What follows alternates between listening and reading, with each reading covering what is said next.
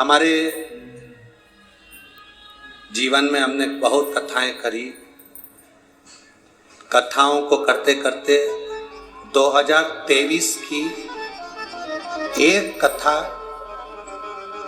सबसे भारी कथा थी।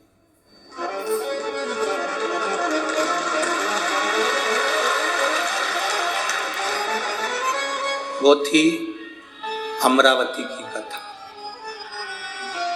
उसका कारण, जब हम जलगांव में कथा कर रहे थे तब अमरावती से पत्र सीओर भेज दिया गया था आश्रम पर कि तुम जो अमरावती में कथा करने वाले हो उस कथा को कैंसिल कर दो, नहीं तो हम तुम्हें इतना बदनाम कर देंगे कि तुम दूसरी बार अमरावती नहीं आ पाओगे। सबसे भारी कथा थी। हमने ये बात किसी को नहीं कही, हमने सीधे आश्रम पर कहा कि चिंता मत करो, कथा तो अमरावती में होगी और कराने वाली भी माँ अम्बा होगी और अम्बेश्वर महादेव होगी।